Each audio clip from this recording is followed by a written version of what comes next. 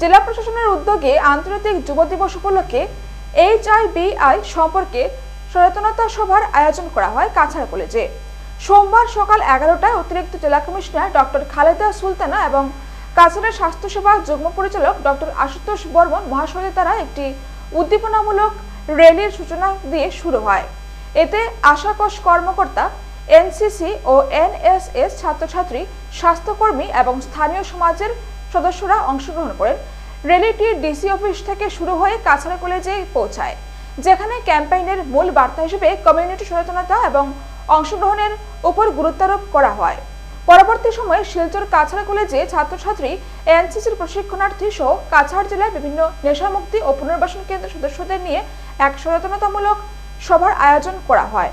এদিন জেলা প্রশাসন ও অসম রাজ্যিক এইডস নিয়ন্ত্রণ সমিতির যৌথ পরিচালনায় এইডস প্রতিরোধ সম্পর্কিত আলোচনা সভা অনুষ্ঠিত হয়। এদিন সভায় বক্তব্য রাখতে গিয়ে ডক্টর রত্না চক্রবর্তী জানান, HIV রোগের সংক্রামক ক্রমশ বেড়েই চলেছে। বিশেষ করে কাছাড় জেলা এইডস রোগের প্রভাব বেড়েই চলছে। এটা উদ্বেগজনক ব্যাপার। এই বিষয়টি নিয়ে প্রায় 200টি স্থানে HIV রোগের সংক্রমণের প্রতিরোধের সচেতনতামূলক সভার পরিকল্পনা রয়েছে বলে জানান তিনি।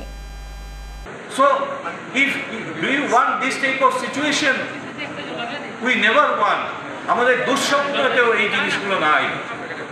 যার জন্য আমরা বলছি যে এখানে যে আজকের অনুষ্ঠানটা করা হলো, সেটার মেইন উদ্দেশ্যই হচ্ছে তোমাদের মতো ইয়াং জেনারেশনকে অ্যাওয়্যার করা, সো দ্যাট তোমরা এই ধরনের এই ধরনের কর্মকাণ্ড যেগুলো ম্যাডাম বলেছেন, যে যেভাবেই হোক, ড্রাগস নেওয়া হোক, সেক্সুয়াল কন্ট্যাক্ট হোক, যে কোনোভাবেই হোক, এইগুলোতে তোমরা যাবে না। কারণ তোমরা যদি কোনো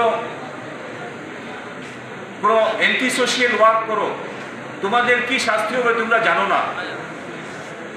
তোমরা একদিন গিয়ে সেন্ট্রাল জেলে দেখে এসো যে কয়েদিরা কিভাবে আছে, বুঝতে পারবে যে এই মিসডিসের রেজাল্টটা কি হয়।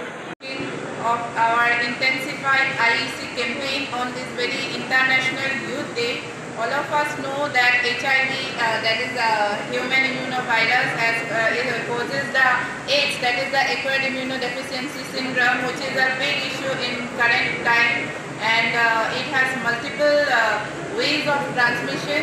Therefore, it has been seen that it is very much prevalent in the youth, and to protect our youth, because youth are the future of the nation, the future of the whole world.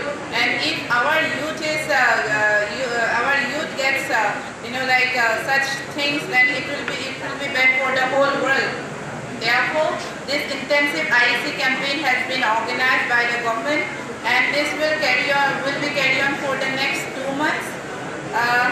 We know there are very different modes of transfer. For example, we have seen that by using in the drug injection,